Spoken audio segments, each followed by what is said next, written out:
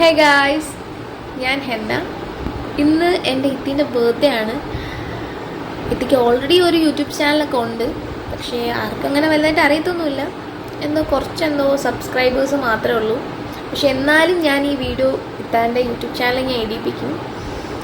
അപ്പോൾ പുള്ളിക്കാരി നാട്ടിൽ വന്നിട്ട് ഒരു 1 വീക്കോളം ആയി, പക്ഷെ ഇതുവരെയും നമ്മുടെ വീട്ടിലേക്ക് വന്നിട്ടില്ലായിരുന്നു. അപ്പോൾ ഇന്ന് ഇപ്പോൾ വീട്ടിലോട്ട് വന്നിട്ടുണ്ട്. അപ്പോൾ ബർത്ത്ഡേ ആയതുകൊണ്ട് ഞാൻ ഒരുപാട് സർപ്രൈസൊക്കെ ഞാൻ പ്ലാൻ ചെയ്തിട്ടുണ്ടായിരുന്നു. പക്ഷേ അപ്രതീക്ഷിതമായിട്ട് നമ്മുടെ അടുത്തൊരു റിലേറ്റീവ് മരണപ്പെട്ടു. അപ്പോൾ നമുക്ക് എല്ലാം മാറ്റി വെച്ച് നമുക്ക് അങ്ങോട്ട് പോയിൻ്റ് വന്നു. പക്ഷേ നമ്മളിത് അറിയുന്നതിന് മുന്നേ തന്നെ ഞാനൊരു കേക്ക് ബേക്ക് ചെയ്തിട്ടുണ്ടായിരുന്നു. ഞാനങ്ങനെ ഒരു വലിയൊരു കേക്ക് ബേക്കറോ അങ്ങനെ ഒന്നും അല്ല. എനിക്ക് ഉണ്ടാക്കുന്ന രീതിയിൽ ഉണ്ടാക്കുമായിരുന്നു. അപ്പോൾ അത് കണ്ട് ഞാൻ പഠിച്ച്, അപ്പോൾ അതിൻ്റെയൊക്കെ ഒരു ഇത് വെച്ചിട്ട് ഞാനും ഉണ്ടാക്കി. എനിക്കൊരാഗ്രഹം ഉണ്ടായിരുന്നു കേക്ക് ഉണ്ടാക്കണമെന്ന്. അങ്ങനെ ഞാനത് ഉണ്ടാക്കി വെച്ചിട്ടുണ്ടായിരുന്നു. അപ്പോൾ അതുകൊണ്ട് വേറൊന്നും ചെയ്യുന്നില്ല. അതുപോലെ നമ്മൾ പോയിട്ട് തിരിച്ചു വന്നപ്പോൾ ഒരുപാട് ലേറ്റ് ആവുകയൊക്കെ ചെയ്തു. അപ്പോൾ ഇന്ന് ഇത്തൊക്കെ അറിയത്തില്ല നമ്മൾ കേക്ക് ഉണ്ടാക്കി വെച്ചിട്ടുണ്ടോന്നോ ഒന്നും ഇത്തൊക്കെ അറിയത്തില്ല. അപ്പോൾ നമുക്ക് ഇത്തായ ഒന്ന് കാണിച്ച് ഞെട്ടിക്കാം. എനിക്ക് പറ്റുന്ന രീതിയിൽ ഞാനൊരു കേക്ക് ഉണ്ടാക്കി വെച്ചിട്ടുണ്ട്. അത്ര വലിയ ഭംഗിയൊന്നുമില്ല, എന്നാലും എനിക്കൊന്ന് ഇത്തായ ഞെട്ടിക്കണമെന്നുണ്ടായിരുന്നു. അങ്ങനെ നമ്മൾ കേക്കൊക്കെ ഉണ്ടാക്കി വെച്ചു. Happy birthday to you, happy birthday to me. നിന്റെ കേക്കൊക്കെ കൊള്ളാം, പക്ഷെ ഇത് കട്ട് ചെയ്യാൻ പറ്റുന്നില്ല. മറ്റാ വലിയ കത്തി എടുക്കണ്ട. അമ്മോ, ഇത് കട്ട് ചെയ്യാൻ പറ്റുന്നില്ല. ഹാപ്പി ബർത്ത്ഡേ ടു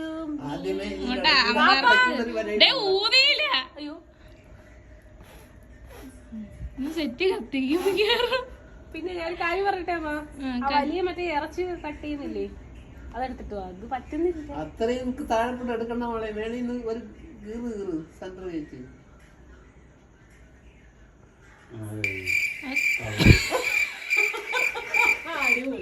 പിടി പിടിച്ചാ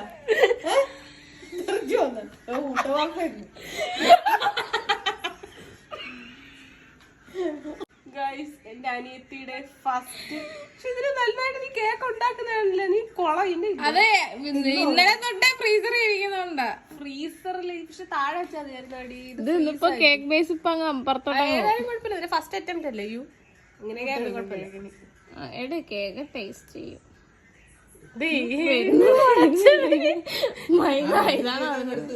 സ്വന്തമായിട്ട് കൊടുക്കാതെ കട്ടി അത് ഫ്രീസറിൽ ഇരുന്നതിന്റെ താഴെ വെക്കണം. ഇത്ര ഫ്രീസറിൽ വെക്കേണ്ട ആവശ്യമില്ല.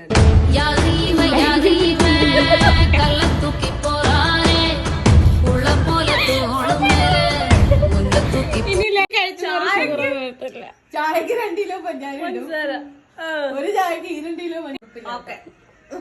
ഇനി എനിക്ക് കേക്ക് ഉണ്ടാക്കിയ എനിക്ക് ഈ സർപ്രൈസ് തന്നത് ഇനി നാളെ ഇത് പശുവിനറിയാണ്. പക്ഷെ ഇന്നിപ്പോ വേറെ ഒരു വഴിയുമില്ല, കാരണം ഇന്ന് ഇത് വെച്ച് നമുക്ക് കട്ട് ചെയ്തേ പറ്റത്തുള്ളൂ. സോ അതുകൊണ്ട് എന്റെ അനിയത്തിക്ക് ഗൈസ്, ഇതിനകത്ത് ഞാൻ ഇട്ടിട്ടുള്ള ഇൻഗ്രീഡിയൻസ് നോക്കി തണുപ്പാണ് ടേസ്റ്റ് അറിയാൻ പറ്റാത്ത.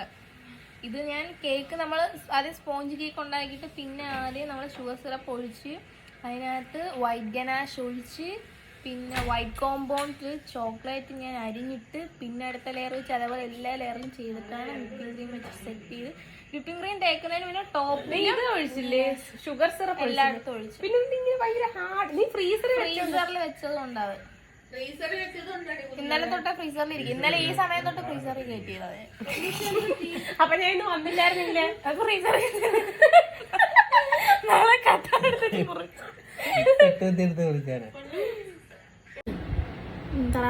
ഹലോ, അങ്ങനെ ഇന്നത്തെ എൻ്റെ ബർത്ത്ഡേ പരിപാടികളൊക്കെ ഇവിടെ അവസാനിച്ചിരിക്കുകയാണ്. അങ്ങനെ എനിക്ക് 28 വയസ്സായിരിക്കുകയാണ്, വയസ്സായിരിക്കുകയാണ് എനിക്ക്. എന്തായാലും ഇന്നത്തെ എൻ്റെ ബർത്ത്ഡേ സർപ്രൈസ് എൻ്റെ അനിയത്തിക്കുട്ടി എനിക്ക് തന്ന സർപ്രൈസൊക്കെ എനിക്ക് ഇഷ്ടപ്പെട്ടു. ദെൻ അതോടൊപ്പം തന്നെ എൻ്റെ ഹസ്ബൻഡിൻ്റെ ഉമ്മായും വാപ്പായും അവരെനിക്ക് വേണ്ടിയിട്ട് ഫുഡൊക്കെ ഉണ്ടാക്കിയിരുന്നു, ബിരിയാണിയൊക്കെ ഉണ്ടാക്കിയിരുന്നു. എല്ലാ പ്രാവശ്യം ഉണ്ടാക്കും. ഞാൻ നാട്ടിലുണ്ടെങ്കിൽ എല്ലാ പ്രാവശ്യം അവരെനിക്ക് ബിരിയാണിയൊക്കെ വെച്ച് ഉണ്ടാക്കി തരാറുണ്ട്. അതുപോലെ ഇപ്രാവശ്യം ഉണ്ടായിരുന്നു. അവർക്ക് വലിയൊരു താങ്ക്സ്.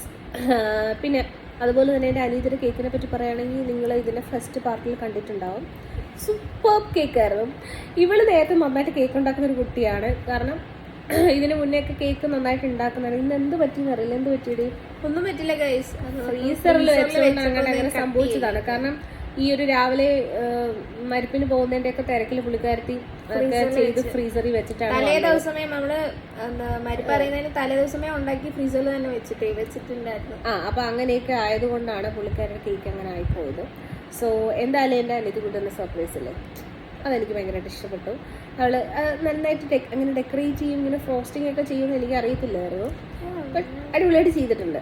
ദെൻ ഇത്രയുണ്ടായിരുന്നു നമ്മുടെ ബർത്ത്ഡേ പരിപാടികൾ. പിന്നെ ഒരു കാര്യം പറയാനുള്ളത്, എൻ്റെ യൂട്യൂബിൽ വലിയ സബ്സ്ക്രൈബേഴ്സ് ഒന്നും ഉള്ള ചാനലല്ല, സോറി. എൻ്റെ വീഡിയോസ് ഇഷ്ടപ്പെടുകയാണെങ്കിൽ നിങ്ങൾ ലൈക്ക് ചെയ്യുക, ഷെയർ ചെയ്യുക, സബ്സ്ക്രൈബ് ചെയ്യുക. ബൈ.